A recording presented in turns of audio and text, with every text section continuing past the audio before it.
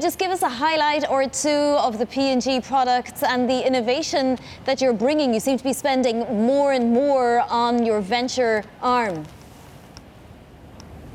This is the second year we've been at CES, and this year's even bigger than last year. We have 5 categories and 9 brands we're featuring. Many of these are connected, personalized products that take human insights along with leading-edge technologies to deliver great consumer experiences. We have a baby care example with Lumi, which is a whole connected system. We also have a great skincare system called Opte, as well as a new power brush that's been reimagined that gives outstanding performance and lets the consumer really see how they're doing and gives positive feedback, called Oral-B IO, and many others. Right, because there were a couple of areas where you're not growing as much as other areas. So you're doing phenomenally well in beauty, for example, and in healthcare, but men's grooming and baby products have needed a little bit of work. Explain how this will help the bottom line for those 2 segments of your market. Well, certainly P&G in total has been growing nicely, and you're right, we've had some categories we need to accelerate the growth. Baby care in general has slowed down a bit, and we're bringing to the market continued leading edge products, but Lumi is a very interesting one. It's a connected nursery system that combines outstanding diapers with an activity sensor and then a monitor, and you put it all together and it helps parents track baby and get into routines. So we think this will be very well accepted by consumers, along with our outstanding Pampers brand that's available around the world. And on the grooming side, grooming actually has been growing, but we're bringing to the market now our heated razor. We actually debuted it last year. It was one of the People's Choice Awards last year.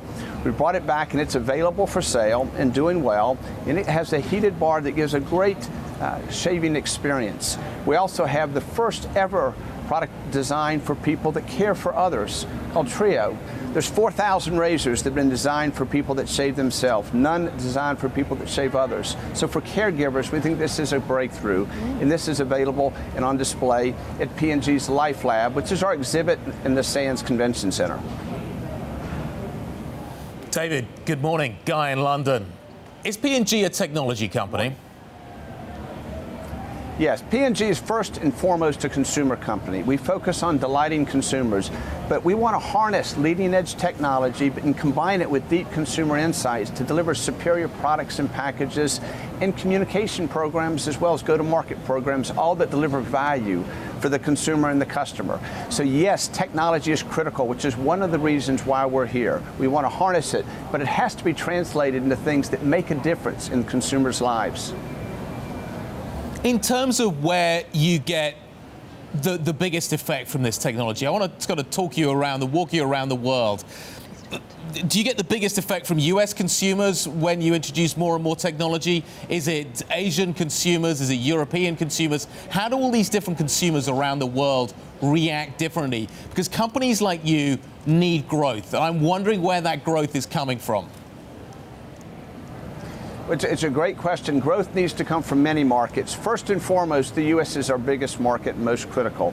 And the U.S. consumer is healthy right now and is interested in superior products and experiences, which is why we are continuing to bring to market leading-edge technology, though brought to life in brands that consumers trust. We're seeing good growth in China and have for a good while. The Chinese market in general in our categories is growing mid-single digits, and we're growing faster than that because we're bringing technology. And the Chinese consumer does love technology, but again, it has to be translated in a way where the brand fits into the consumer's lives and communicated in a way that's respectful and meets the consumer when and where they're open to the message. And then there's many other countries around the world. I haven't seen a country where a consumer isn't interested in technology that's applied in a way that touches and improves their lives. Different markets are growing at different levels because of the macro environment. Our job, though, is to understand the consumer really well and then take those insights and turn them into total consumer experiences. We kid that the CES show really for us is the consumer experience show. David, there is a lot of pressure on the US consumer right now to sort of hold up the US economy. It's the bright spot for economists and for Fed watchers and so on. You have had to raise prices to help your bottom line, and you've been able to. Do you foresee more price increases or giving consumers less product for the same price because of things like the trade war and just to improve margins? Well, certainly the trade war doesn't impact our business as much because the vast majority of what we sell in the U.S., we make in the U.S. It does impact us some, but not a lot. What I've seen is the U.S. consumer is willing to respond to products that meet their needs. We try to keep the value as strong as we can. In some cases, we have had some price increases that were merited because of cost increases, but the vast majority of what we provide to consumers got outstanding value. And what I have seen, both the U.S. consumer and consumers around the world, when the product is the best available that meets their needs and it has high value, then you can grow the category. And that's what we're about, bringing innovation that grows categories and delights consumers.